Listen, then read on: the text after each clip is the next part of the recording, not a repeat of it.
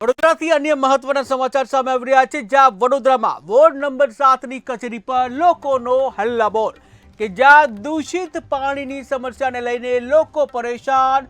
રહીશોએ ward કચેરી પર પહોંચી કર્યો હલ્લાબોલ, જ્યાં નાગરિકો પહોંચતા અધિકારીઓ વોર્ડ કચેરીથી ગાયબ થયા। ત્યારે કોર્પોરેટરો નાગરિકોનો નથી ઉઠાવતા ફોન કે જ્યાં હલ્લાબોલના કારણે પોલીસ વોર્ડ ઓફિસ પર દોડી આવી હતી અને જ્યાં ઘણા સમયથી નાગરિકો આ દૂષિત પાણીની સમસ્યાથી પીડાઈ રહ્યા છે, હેરાન પરેશાન થઈ રહ્યા છે। ત્યારે વોર્ડ કચેરીને રહીશોએ તાળાબંધી પણ કરી કે જ્યાં ટીવી સ્ક્રીનના દ્રશ્યો તમે જોઈ રહ્યા છો કે જ્યાં જે ગટરનું દુર્ગંધવાળું જે પાણી આવી રહ્યું છે અને તેને લઈને વડોદરાવાસીઓ હેરાન પરેશાન થઈ રહ્યા છે। ત્યારે વડોદરામાં વોર્ડ નંબર 7ની કચેરી પર લોકોએ આ સમસ્યાને લઈને હલ્લાબોલ કર્યો હતો, જ્યાં દૂષિત પાણીની સમસ્યાને લઈને લોકો હેરાન પરેશાન થઈ રહ્યા છે। ત્યારે રહીશોએ વોર્ડ કચેરી પર પહોંચી અને હલ્લાબોલ કર્યો છે કે જ્યાં નાગરિકો પહોંચતા જ અધિકારીઓ વોર્ડ કચેરી ખાલી કરીને ગાયબ થઈ ગયા કે જ્યાં કોર્પોરેટરો નાગરિકોનો ફોન નથી ઉપાડી રહ્યા। ત્યારે આખરે સામાન્ય નાગરિક જાય તો ક્યાં જાય, લોકપ્રતિનિધિ ફોન નથી ઉપાડી રહ્યા, કચેરી જાય તો અધિકારીઓ ગાયબ થાય છે। ત્યારે આખરે લોકો કરે તો શું કરે કે જ્યાં કોર્પોરેટરો જે છે તેઓની જવાબદારી હોય છે લોકોની સેવા કરવી, પરંતુ કોર્પોરેટર જાણે ફોન જ ઉપાડતા નથી। જ્યારે ચૂંટણી આવે ત્યારે તેઓ વોટ માંગવા આવતા હોય છે, પરંતુ જ્યારે પ્રજાના સેવાની કામ આવે ત્યારે તેઓ ગાયબ થઈ જાય છે।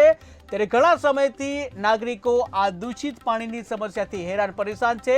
ત્યારે વોર્ડ કચેરીને રહીશોએ આખરે તાળાબંધી કરી।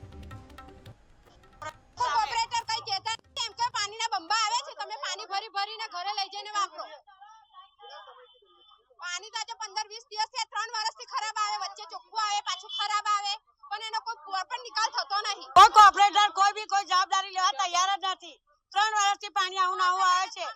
સરકારે બી 2 બૈરા મરી ગયા, અત્યારે કોઈ એમના ઘરમાં રાંધી ખવડાવનારું નથી। અત્યારે બી 4 જણ દાખલ કરેલા છે, અત્યારે એડમિટ કરેલો છોકરો લઈને બતાવવા માટે આવ્યા છે અમે અહીંયા આગળ, પણ એનો કોઈ રસ્તો થતો નહીં। 4-3 વર્ષથી આવું ચાલ્યા કરે છે। પાણી આવે તે અડધો કલાક આવે તે આવું ડોરું આવે તો અમારે પીવું કેવી રીતે? એ વોર્ડ ઓફિસની બિલકુલ સામે પાણી 3 વર્ષથી ગંદુ પાણી આવે છે, પરંતુ આ લોકોની અરજી મૌખિક હોય તો લેખિત હોય નજરઅંદાજ કરવામાં આવે છે। વારંવાર આ ગરીબો પર અત્યાચાર કરવામાં આવે છે।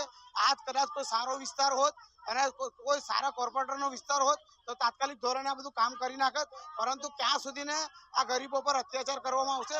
3 વર્ષ તમે વિચાર કરો, 3 વર્ષથી રજૂઆત કરે છે, તેમ છતાં જે પાણીનો નિકાલ છે એ ગંદુ પાણી છે, એ ચોખ્ખું પાણી નથી લાવી શકતા, મોટી મોટી વાતો કરે છે કોર્પોરેશન। એ લોકો કોર્પોરેટર કઈ કહેતા નથી, એમ કે પાણીના બંબા આવે છે, તમે પાણી ભરીને ઘરે લઈ જઈને વાપરો। પાણી તો આજે 15-20 દિવસ થી 3 વર્ષથી ખરાબ આવે, વચ્ચે ચોખ્ખું આવે પાછું ખરાબ આવે, પણ એનો કોઈ પ્રોપર નિકાલ થતો નહીં। કોઈ કોર્પોરેટર કોઈ જવાબદારી લેવા તૈયાર જ નથી। 3 વર્ષથી પાણી આવું આવે છે। સરકારે બી 2 બૈરા મરી ગયા, અત્યારે કોઈ એમના ઘરમાં રાંધી ખવડાવનારું નથી। અત્યારે બી 4 જણ દાખલ કરેલા છે, અત્યારે એડમિટ કરેલો છોકરો લઈને બતાવવા માટે આવ્યા છે અમે અહીંયા આગળ, પણ એનો કોઈ રસ્તો થતો નહીં। 4-3 વર્ષથી આવું ચાલ્યા કરે છે। પાણી આવે તે અડધો કલાક આવે તે આવું ડોરું આવે તો અમારે પીવું કેવી રીતે?